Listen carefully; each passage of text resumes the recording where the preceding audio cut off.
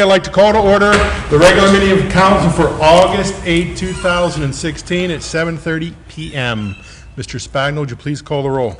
Colella. Here. Dixon. Gibbons. Here. Hannon. Present. Harrison. Present. McLean. Mowry. Here. O'Brien. Pape. 5 present. We have 5 members present. Is this time can we stand for the Pledge of Allegiance? I pledge allegiance to the United States of America, and to the republic for which it stands, one nation, under God, indivisible, with liberty and justice for all. Okay, at this time I'd like to turn to chair announcements. The executive session of council was held on Monday, July 25th, 2016, to discuss personnel items. At this time I'd like to turn to the reports of the officials and the library director's report.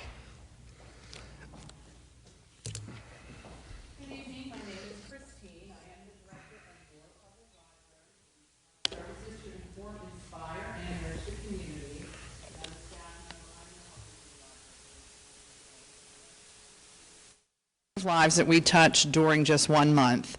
So during the month of July, 11,652 people visited the library, borrowing 25,000 physical items. That's books, audiobooks, DVDs, CDs, magazines, and also, in addition, 2,400 ebooks, which, by the way, is the 3rd highest circulation of ebooks in Allegheny County, so way to go, Bethel. The Adult Services Department hosted 37 adult programs with 239 people attending. They also hosted 25 one-on-one technology appointments where you can bring in your device, your smartphone, your digital camera, your laptop, and get instruction, one-on-one instruction from a librarian on how to use it, or if you have any particular questions, they're happy to answer that for you.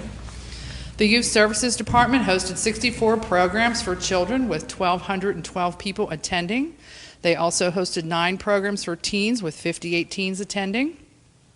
1,852 people used the computers in the library, with an additional 719 people accessing the library's wireless network from their own device. And not only does the library provide services inside the building, but we're out in the community as well. Youth Services Department provided 15 outreach programs in the community with 375 people attending. And the Older Adult Services provided homebound delivery of books and AV material to 37 people at their homes, apartments, or facilities, and also visited 6 older adult facilities in Bethel Park. Some upcoming programs of highlight. Storytime in the Park, which is one of our outreach programs, takes place on Tuesdays in August at 10 a.m.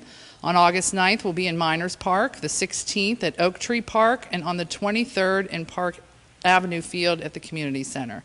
The story time is for ages 3 to 6 and will feature interactive stories, songs, and activities encouraging children to develop a love of reading and the outdoors. In case of rain, this story time will take place at the library. On Saturday, August 13th at 11 a.m., we are hosting Life Insurance 101, where life insurance, the types of life insurance will be laid out in easy to understand terms, help to ensure that you are protecting your family and what you can do to get the best value for your money.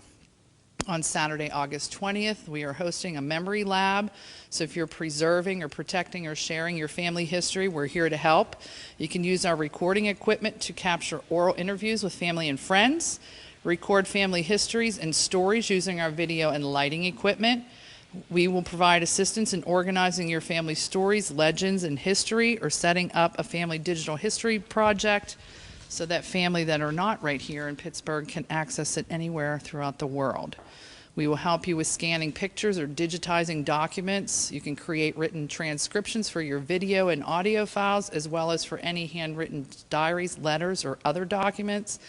We do ask that you call to sign up for an appointment.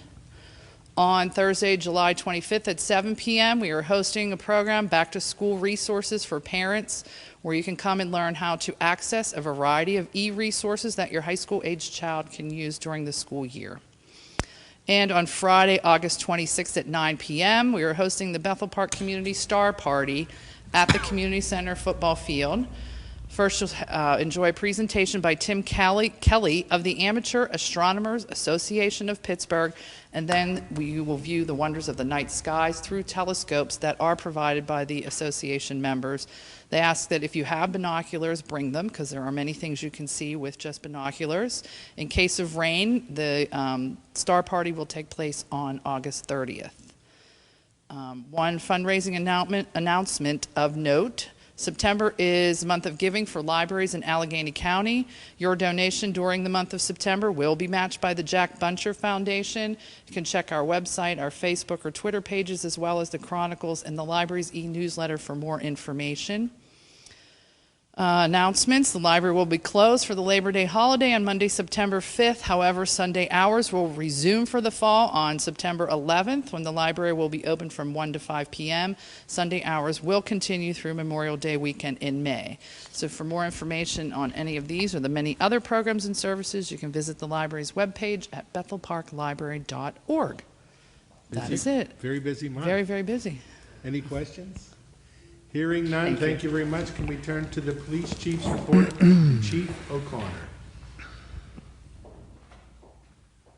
Thank you. Good evening, our mayor, council. Hello, everyone. Chief O'Connor. I want to thank everyone who participated in National Night Out on August the 2nd. We had a very fine turnout around town and hope to see everyone again next year. I'd like to wish everyone to continue to have a safe rest of the summer season, and you can always follow us daily on Facebook, Twitter, and Instagram.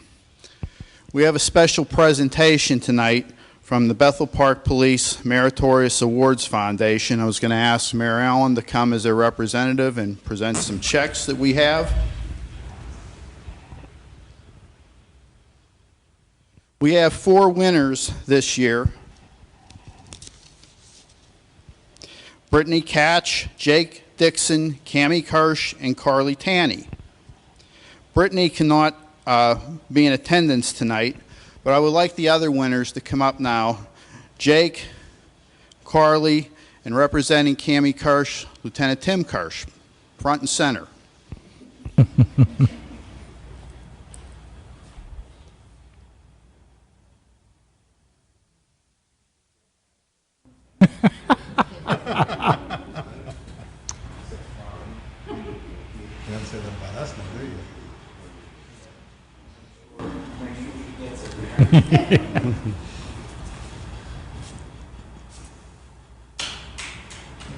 Nice round of applause. I'd like to thank them all for their excellent scholarship. They're most deserving, and make good use of that. And good luck to you guys in the future. Thank you. Any questions? Any questions from council? Good. Hearing none, thank you very much, Chief. Confer to the fire chief's report. Good evening, everybody. My name is Rob Usselman. I am second captain with the Bethel Park Volunteer Fire Company. Numbers for the July incidents. We had a total of 34 incidents for the month of July. 16 were fire alarms for 47%. 5 CO alarms or carbon monoxide alarms for 15%. 3 natural gas leaks for 9%. And the others were miscellaneous. I'm very happy to report that we did not have any major incidents for the month of July, which is always a good thing. A few other topics to talk about. We are pretty excited. Obviously, we have a new facility for the fire department, and we have an open house date. So everybody mark your calendars. On Sunday, October 2nd, from noon to 4, will be our first open house at the new facility. So we are really looking forward to that. Some of the things we are going to have there is Touch a Truck event. Sparky the fire dog will be there, as well as many other things that we will have available to view, as well as tours of the new facility. So it's we're really looking forward to that. And I did check, the Steelers play at 8:30, so there is no reason that we should have a full house for that event. So we are really looking forward to it. Another thing I want to touch upon is, as parents have older teenagers that are going to college, you know, fire safety at college is really important to not only us, but to where they go to school and stuff. So the National Fire Protection Association, or NFPA, is a great resource for parents who are sending their kids to school, to college. It's nfpa.org/education. And there's a lot of reading material out there, such as a pamphlet I have on things you can tell your young adults and your students who are going to college so they can be safe at school. Obviously, it's a trying time for parents sending their kids away to school for the first time. So we recommend using that as a resource just to give them, teenagers, young adults, sometimes can be a little reckless. I know I was pretty reckless when I was a younger adult. Actually, being a firefighter, some say I still am. But anyways, it's important that, you just provide your young adults the materials they need so they're safe while they're away from home. And finally, well, not quite finally, but our second mailing went out for our donations. So if you would like to donate, you can send us a check in an envelope or go out to our website, bethelparkvfc.com, and donate through that tab. And one last thing, being the training officer for the fire department, I really can't say enough about our new facility. We have that beautiful training tower that we've been able to utilize and already put to some good use. So if you visit our website, our Facebook page, Bethel Park Volunteer Fire Company, you'll see a training video that we put on some of the training that we've done with that tower already in its short use. And we look forward to many years of using that tower going forward. So can't thank again the council and the community enough for building that great facility for us. And I hope to see everybody on October 2nd when we have our open house. And that's all. Any questions? Hearing none, can we turn to the mayor's report? And Mayor Allen. Thank you, Mr. President. I have a few items this evening. The first one is anytime that we find good news about Bethel Park, I do like to pass it on. Kathy Lordi sent me something in the mail the other day that Bethel Park, the population of 30,000 plus, so we're a big town, we're the 6th safest town in Pennsylvania. So it's nice to know that, which leads me into my next item. On July 29th, we had a town hall meeting at the Shiloh Baptist Church, and at that time, our police department and the South Park Police Department were given awards for police awareness and goodwill in the community, so I want to thank the police department for that. Community Day is coming up, which means school's right around the corner also. September 17th, and I'll mention that again next month since we'll have another council meeting. And we have our 90-plus luncheon that we have every year at the community center. Since we'll be going through renovations, St. Valentine's was nice enough to let us use their facilities for our 90-plus, and we'll get that out too. So if you know of anybody that comes to that, you can just kind of tell them that don't show up at the community center because they won't get in. So at this time, I'd like to recognize our state representative, John Marr. He's here to present a check, and Laura Gibbons, who's the liaison for the Recreation Department.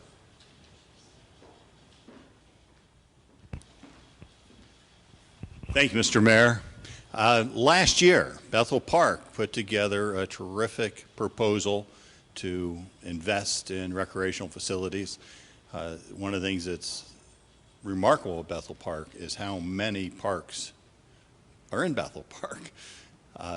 And they're here and they're there. And in Millennium Park, it's hard to believe it's now 16 years since Millennium Park opened, but it's needed some improvements. Some of the other parks are looking for improvements, and a game which was developed in Western Pennsylvania, pickleball, is destined for Simmons Park.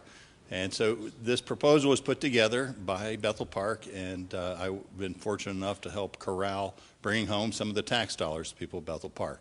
As I've said before, a lot of times I'm not sure such grant programs should even exist, but to the extent that they do exist, I'm going to do my best to bring home money to Bethel Park. So without further ado, this one's a big one, $450,000.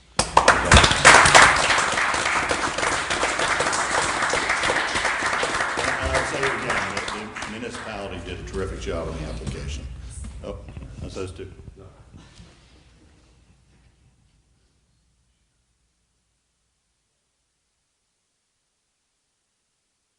And I should mention the camera woman there, Assistant Manager Judy Miller, played air traffic control on the proposal. So it's just delightful to be here with the good news, and thank you for the reception. Thank you, John. It's always nice when you come to visit. I'm going to ask for the floor when, don't run off. Okay. Can I? Mr. Harrison. John Marr knows that I spent a lot of effort trying to get the prevailing wage legislation changed. You were very helpful in introducing bills to try to accomplish that. And at that time, the Democrats had control of the industry and whatever committee and wouldn't take it out of committee. The reason I bring it up is then the Republicans had both houses and the governor's seat, and nothing happened. What, do you have any comment on that? It just seems to me you guys had an opportunity and you just let it go by. Well, Mr. Harrison, there were certainly some of us who were bulldogs on that issue, but we didn't have a majority in the House or in the Senate to accomplish it. I would add there are provisions in Act 89, which is the transportation programs, that provide much of what it is that you were hoping to see across the board, but it only relates to transportation projects. For the time being, I don't have any great hope that we're going to see further progress, but it was a pretty monumental progress that we had with the transportation program, but I think that's about all we're going to see for a while. Thank you very much. Yes, sir. Mr. Chairman. Mr. O'Brien. John, I'd like to thank you. For my 25 years here, you seem to find the money. Whatever problems we have, how unique they are sometimes, you seem to take the time to go through all the fine print up in Harrisburg, and you bring the money home to us. And I want to thank you for that. This is another example of your hard work. And you haven't let up. I mean, ever since today that you came home with the money for Logan Creek, and before that, it just continues on. So you've never forgotten us. You've always been here for us, and you always bring some nice things to the people of Bethel Park. Thank you, John. Thank you, Mr. O'Brien. It's good to be a CPA because I can read numbers, and not everybody can, and that's certainly been a help. But it really isn't possible unless there are projects that tell a compelling story. And Logan Creek, there was nothing more compelling than Logan Creek. So, thank you very much. Yeah, I'd just like to comment real quick on behalf of all the residents. We really do appreciate your help.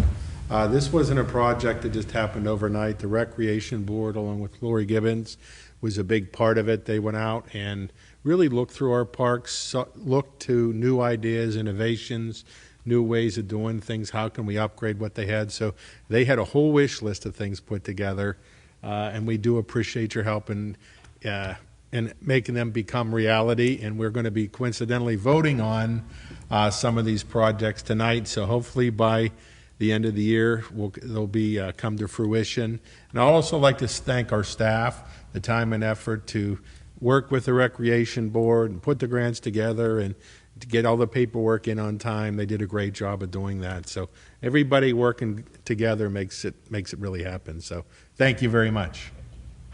Thank you. Thank you, Mr. Mayor. And our next meeting is September 12th, if you want to come back. And that's my report. Thank you very much, Mayor. Okay, at this time, I would like to turn to the approval of the minutes. Mr. Hannan. I move that we approve the regular council meeting minutes of July 11th, 2016.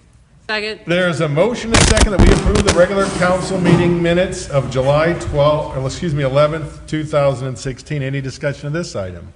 Mr. Spagnol, would you please call the roll? Colella? Yes. Gibbons? Yes. Hannan? Yes. Harrison? Yes. Maury? Yes. O'Brien? Yes. Motion passes 6-0. This time I'd like to turn to the approval of the bills and payrolls, and Mr. I Hannan. move that we approve the bills and payrolls for the municipality for bill list number 080816 in the amount of $3,496,704.93. Second. There is a motion and a second that we approve the bills and payrolls for the municipality per bill list number 080816 in the amount of $3,496,704.93. Any discussion of this item? A lot of money. Mr. Spagno, would you please call the roll? Gibbons. Yes. Hannon. Yes. Harrison. Yes. Maury. Yes. O'Brien. Yes. Colella. Yes. 6-0. Motion passes 6-0. This time I'd like to turn to the resident comments section for non-agenda items. If you get up and state your name and address, and we have a 3-minute limit, at the end of 2 minutes, we'll signify and ask you to conclude your comments. I want to address the handicap ramp but there are certain issues, the answer is always, well, there's other handicap spaces. And the spaces down here require the handicap person to use the stairs a great distance to get to the ramp, which is already a long ramp to begin with. Most of the handicap placards, one of the criteria is that you have a problem walking at least 100 feet without having to stop and rest. I'm wondering if temporarily those parking spaces out in the front, which are for the memorial, if they could have some kind of sign on there and say, these are temporary spaces for people who are coming to the municipal offices or the library, so that they are much closer. And, that 100 feet pretty much is taken up by the ramp. Temporary thing. It's been, down for several weeks. And coming from those handicap spaces around is a long distance as well. Thank you. Okay, that's a great suggestion. If it's okay with council, we will have that taken care of tomorrow morning. See how government can work quick. Unless you come back next month, and no, just kidding. Okay, any other residents like to speak? Hearing none, we turn to general policy and finance. Mr. Hannon, we have no residents signed up to speak. Okay, the first item is a sewer rate change. I move that we approve the ordinance amending section 55.2 of the ordinance number 7-12-93A of the Bethel Park Code establishing sewer rates. Second. There's a motion and a second that we approve the ordinance amending section 55.2 of the ordinance number 7-12-93A Bethel Park Code establishing newer sewer rates. Any discussion of this item? Mr. Spagno, would you please call the roll? Hannon. Yes. Harrison. Yes. Maury. Yes. O'Brien. Yes. Colella. Yes. Gibbons. Yes. 6-0. Motion passes 6-0, Mr. The Hannon. next item is a resolution refunding the general obligation bond series of 2013. I move that the municipality of Bethel Park appoints Piper Jaffrey as underwriter and Tucker Arnsberg as bond counsel to complete an analysis of the potential refinancing of the municipality's 2013 general obligation bonds for debt service savings. Second. There's a motion and a second that the municipality of Bethel Park appoints Piper Jaffrey as the underwriter and Tucker Arnsberg as bond counsel to complete an analysis of the potential refinancing of the municipality's 2013 general obligation bonds for debt service savings. Any discussion of this item? Mr. Spagno, would you please call the roll? Harrison. Yes. Maury. Yes. O'Brien. Yes. Colella. Yes. Gibbons. Yes. Hannon. Yes. 6-0. Motion passes 6-0. Mr. There Hannon, are no further items in our general policy and finance. Mr. do we have any additional items? Mr. Murray. Mr. Harrison. I'd first like to speak to Mr. Colella. The almanac reported correctly that he said that when I speak to the fire company ordinance, his blood boils. And I just want to make the point that I have no responsibility for his health, and I will continue to bring to this dais the items that I think are appropriate for discussion. The other thing I'm going to do tonight is to enlighten council and the people what developed the persona that I bring to this elected position. I moved to Bethel Park in 1960, started attending Bethel Park council meetings fairly shortly thereafter. At the first meeting I went to, the hall was fairly well filled, and I thought, boy, these citizens really take this government seriously. Well, I found out that that was the night that the McNary Police Awards were given out, and after the awards were distributed, I was the only one left in the audience. So the president of council agreed to interrupt the process and hear my concern, and I said, I don't have any concern, I just have an interest, and he seemed baffled to that. I attended a multitude of council meetings Often I was the only one in attendance. I became more pleased with Bethel Park government the more I attended. In the interim, I got involved in politics. I was the chairman of the Goldwater campaign in the 9th Legislative District in 1963 and 64. I then ran for council. I attended my first meeting as a Bethel Park councilman in January 1970. A few meetings later, council proposed an action that I considered inappropriate. After I spoke to my concern to council, I was told, Harrison, don't ask, can I do something, but ask, how can I do it? I found that offensive and it further affected my attitude about the Bethel Park government. Council decided to put the issue on the agenda. I said I will discuss it today, which I want to do, as you folks all know. Council then decided to abandon the item. I immediately knew then that I could have an impact. Unfortunately, this present council is demonstrating that same attitude that I reeled about way back when. The only council committee chairmanship I had was the safety committee. Each week I would have the chief to schedule a 1-hour orientation for me for each department, like dispatch, records, traffic, detective, and so on. This did not sit well with the powers that be, and 2 months later I was asked to resign. I refused. Council president has the power to appoint and the power to disappoint, and my appointment was rescinded. Several months later, a private licensed investigator contacted me and informed me of a drunk driver incident. The driver was proceeding after midnight with a wood plank sticking out of the front of his car. The plank was from a roadside barrier that apparently got in his way. The driver was arrested. The driver was apparently well known in the municipality, not to me, but I guess the powers that be. The chief was immediately informed. The chief arrived about 2 a.m. in the morning, resolved the problem, the case disappeared. I attempted to present an allegation of the occurrence of the incident from this dais. I was gabbled down almost immediately and not allowed to finish my presentation. A few weeks later, I was presented with legal papers informing me that I was being sued by council. The charge was that I stole information from the police department. The municipal lawyer at that time opined that he could not defend one part of council from another part of council, and he recused himself from the case. Council was allowed to hire a lawyer at taxpayers' expense, but I was denied the right to hire a lawyer at taxpayers' expense. The case muddled through the legal system for over 7 years. The case did not bother me because I knew where I stood, but it took a severe toll on my wife. The case was heard before Common Pleas Court, and I prevailed. The case was resubmitted to Common Pleas Court with the arguments that some facts were mishandled. I prevailed. The case was appealed to Commonwealth Court. I prevailed. My lawyer sued the municipality for my legal fees. Council discussed a legal fee request for well over a year in executive sessions, which they denied me the right to attend. My lawyer said, "Not to worry, Harrison," and he prepared paperwork to request additional compensation for punitive action. Council, learning of this action, relented and authorized the payment of the legal fees.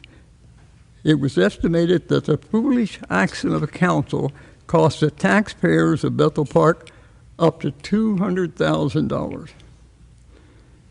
After the monetary settlement, I launched the municipality records research and discovered that the municipal solicitor had involved himself in the lawsuit approximately 128 times.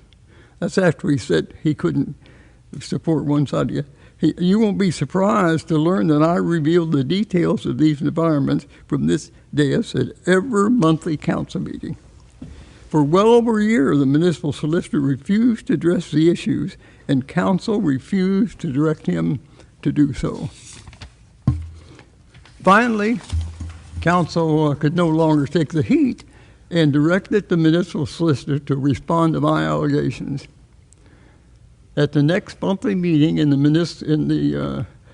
municipal solicitor responded to 3 of the alleged 128 interactions. My response, well, we only have 125 to go. In the caucus meeting before the next public meeting, I requested the municipal solicitor resign. He refused. At the public meeting that night, I motioned that council terminate the municipal solicitor immediately. Council was in a bind. They'd been supporting him, and the decision had to be a tough one to make. The motion packed. The terminated solicitor launched into an unprofessional tirade on this floor, then packed his belongings and left the chamber. Council initiated an emergency meeting in accordance with the Home Rule Charter to hire a replacement solicitor. Just think about that, in accordance with the Home Rule Charter. Isn't that amazing? As a result of the interview with several lawyers, lawyer McTiernan was hired by a 6-3 vote. One of the no votes was cast by Mr. O'Brien, sitting right next to me, and he now speaks accolades of McTiernan. This day sounds like a politician to me. At last month's meeting, O'Brien made a showmanship presentation of my lack of attendance at the dedication of the new fire hall, and railed from this dais for 2 public meetings about me parking in the Veteran Plaza parking area to have a convenient access to the ramp entry to council chambers. In 2 separate incidents, his action prompted me getting a parking ticket in addition to a handwritten note from one of his police buddies.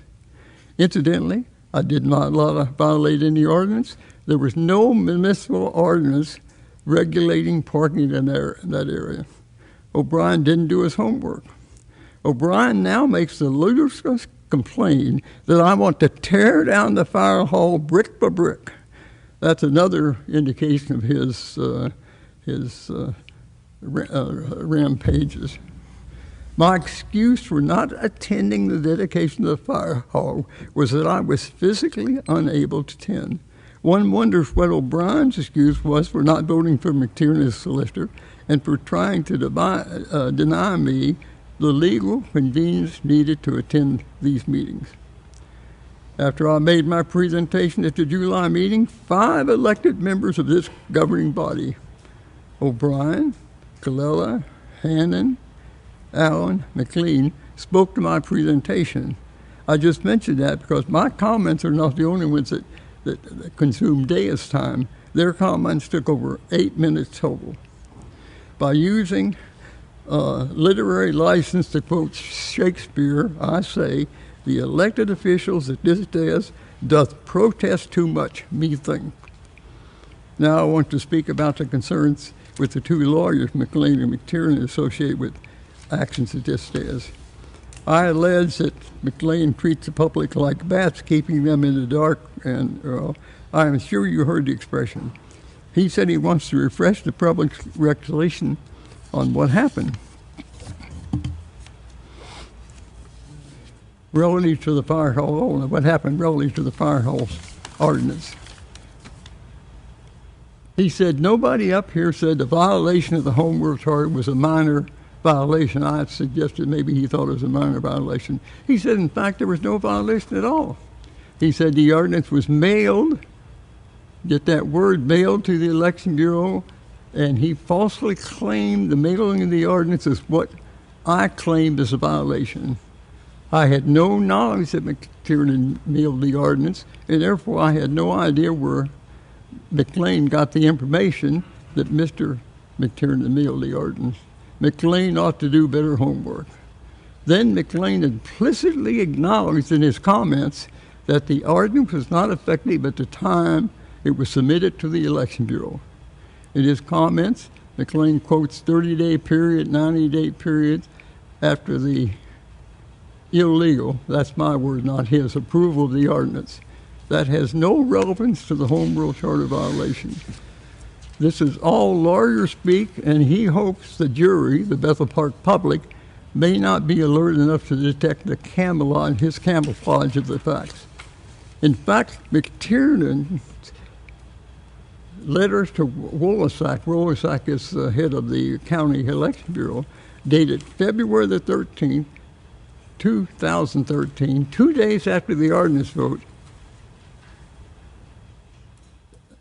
He enclosed the ordinance that was passed 2 days before that to the Allegheny County, Commonwealth of Pennsylvania, initiating a reference for the next primary election ballot. Tuesday, May the 21st, 2013. That was the day of the next vote. The enclosed ordinance was not effective in accordance with the Home Rule Charter. I spoke to the election director, Mr. Wolasack, just a couple weeks ago to authenticate that a ballot request for the ballot question must be received 13 weeks before the voting date. And I had informed council prior to them voting for the ordinance that fact. The request would have to have been made by February the 19th, not February the 11th. That's 22 days before the ordinance became effective. Several communities in Allegheny County are home rule communities. It is not reasonable to expect the Election Bureau to be familiar with the nuances of each home rule charter. I know of no other community that contains a 30-day ordinance delay before the effective date of an ordinance. The council argument that the Bureau said it was okay to put the question on the ballot surely resulted from the lack of knowledge of the Election Bureau of the Home Rule Charter requirement. I claim that providing that information was clearly the responsibility of the municipal lawyer, McTiernan. Council voting to approve an illegal ordinance on its face is a gross disservice to the public, a violation of the Home Rule Charter, a violation of the oath of office to live by the laws of the land at all levels of government they swore to when taking their seats at this dais.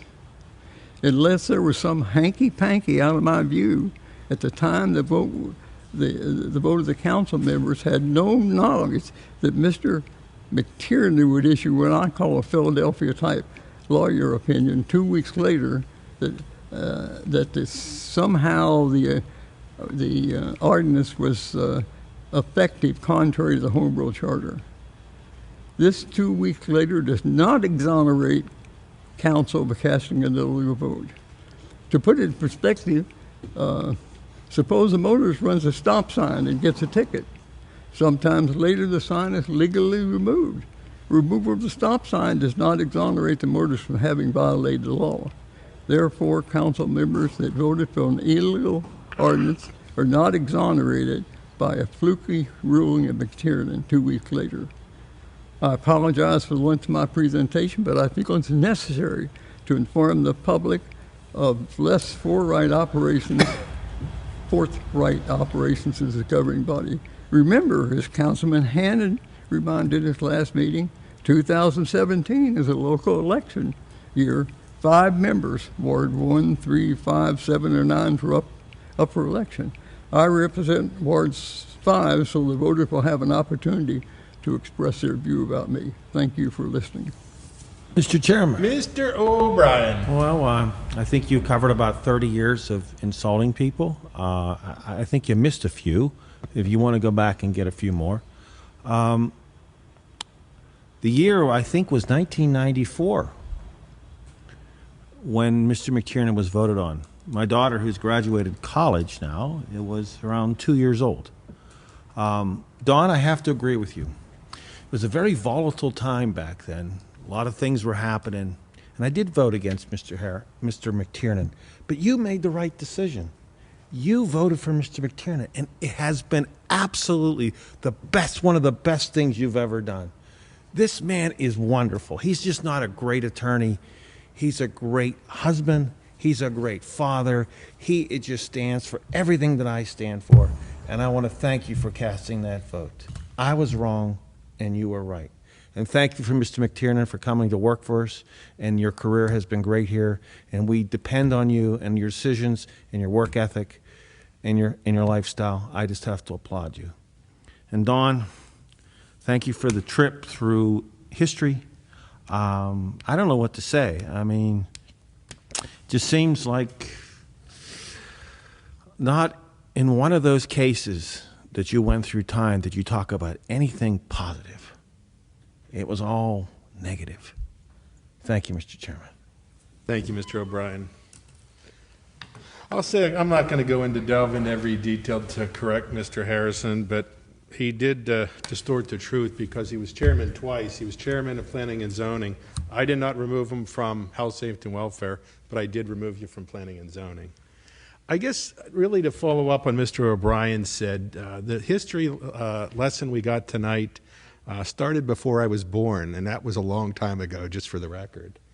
And I think Mr. Harrison or Mr. O'Brien brought up a good point. I want everybody to think over the last 40, 50 years, whatever it is, some of the things that Mr. Harrison's championed that have been positive. Really think about what he's done for the community. I often say Mr. Harrison's often a critic and never an author. And this example of the fire department, and I'm not going to go into any great detail, and he says, I think last month he said, oh, it's repetitive, the story's repetitive, he keeps saying it. It's not repetitive because you keep changing it. It's to suit what your needs are. It's always adjusted. Just to give a quick history, we work with the solicitor on this whole process and developing the question. Mr. Harrison was part of the discussion. This question that was put on the ballot wasn't a secret. We've talked about it for 4 years, about plans and what to do. He knew about it. He knew everything about it. You think a person that allegedly supports the fire department would maybe involve himself in something positive. If he's such an expert, then why didn't he guide us? If he thought there was something wrong, why wouldn't he guide us through it? He chose not to because he didn't support it. We followed the advice of Mr. McTiernan, and on the night he alleges that we passed it, Mr. McTiernan gave us his explanation of why we passed it, when we passed it, and what the legalities were. Mr. Harrison didn't accept that. He wants to make it like there's this big, he didn't know about it, and it all came up. But if you look at his history, you really look at it, what positive things has he championed? I mean, he talked tonight about prevailing wage, if you want to call it that. It went nowhere. The only thing I can think of in my 20-plus years that he really championed that was a positive impact to the community was the volunteers at the community center when it first opened. I'll give you that. You were the one that put it together and were a big part of getting it. Shortly after it started and after he was reelected, he kind of dropped out of it. We as members of council, we don't know everything. We depend on the community. And if you had 9 Don Harrisons there, we wouldn't be in this room because I think he voted against that. We certainly wouldn't have a fire station because he voted against that. He likes to jump on, just like with the fire department once again. He voted against it, talks about it. But the night I questioned him, if he thought it was an illegal action, why would he want his name associated? So I asked him, do you want your name on the plaque? And he just got, I mean, you heard the 20, this will probably be another speech next month. You heard a 5-minute, 10-minute dissertation about how I was disrespectful, I this, I that. But if he really thought truly it was illegal, why would he want it associated with it? When we did the contracts for the fire department, he voted yes. So he likes to pretend and make up these things because he really hasn't done anything positive. He thinks he's a champion of the people. But I just, my last thought is go back and think about the productive things he's done from up here. How many nice positive things has he said? What has he truly been behind? He's been against every progressive thing we did. But like the addition to the community center, he voted against it, he spoke against it, and that's fine. But his name's on the plaque, and when we cut the ribbon, I'll remind everybody, guess who was standing right in the middle with the biggest pair of scissors to cut the ribbon? The guy that spoke and voted against it for several years. So I rest my case. Thank you. Thank you, Mr. Meyer. Any other discussion from council? Okay, let's move on.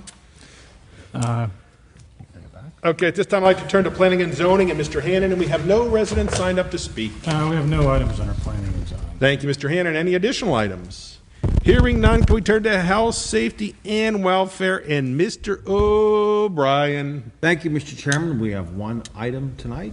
Thank you, Mr. O'Brien. We have no residents signed up to speak, sir. Policy and Procedure Manual.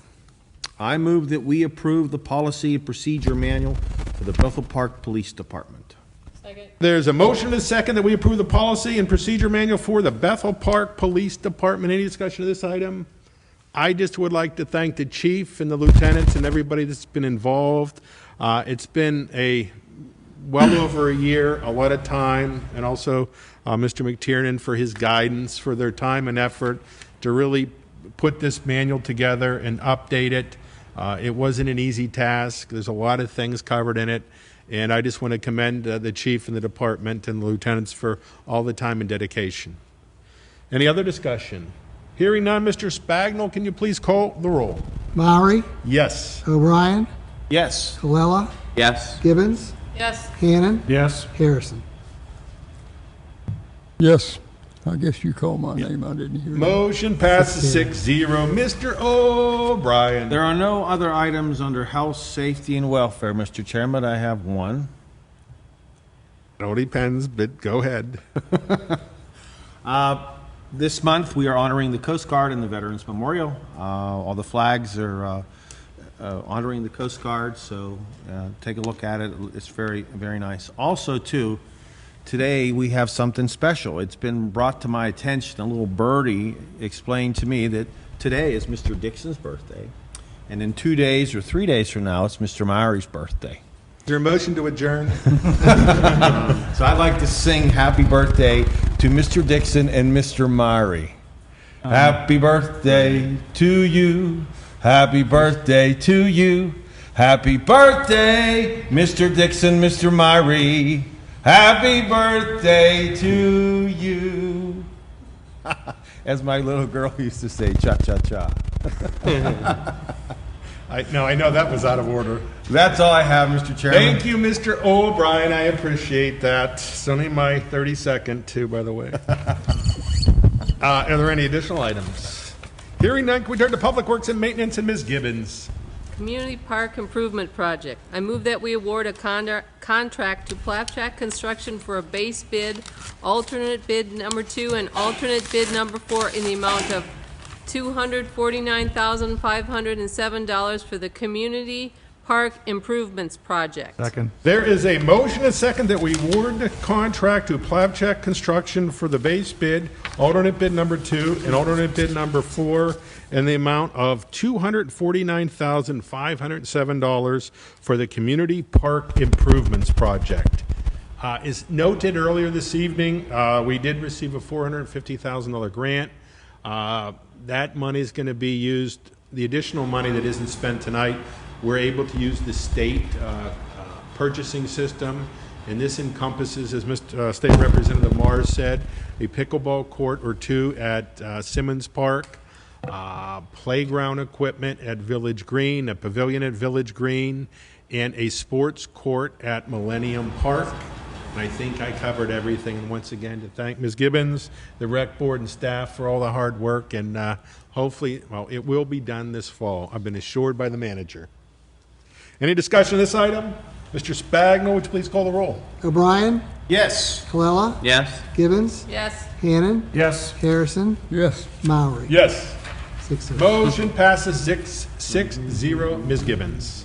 Community Center Renovations Project. I move that we award a contract to Swede Construction Corporation for a base bid, alternate bid number 1, alternate bid number 2, alternate bid number 3, and alternate bid number 4 in the amount of $531,050 for the Community Center Renovations Project. Second. There's a motion and second that we award a contract to Swede Construction Corp. For a base bid, alternate bid number 1, alternate bid number 2, alternate bid number 3, and alternate bid number 4 in the amount of $531,050 for the Community Center Renovations Project.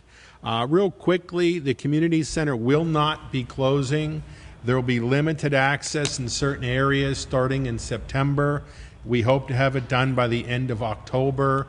As you enter the rear of the building, up through, we're going to be redoing the floor up through in front of the bathrooms. We're going to redo the floor in the whole lobby and a new circulation desk. and also the floor in the kitchen. And what precipitated this was we had some heaving of the floor at the rear of the building. So if you've been in there, you've seen it. So this is going to be a 2-month project. It's going to be slightly inconvenient, but the center will not be closing.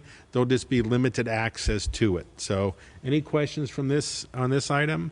Mr. Spagnell, can you please call the roll? Colella. Yes. Gibbons. Yes. Hannon. Yes. Harrison. Yes. Maury. Yes. O'Brien. Yes.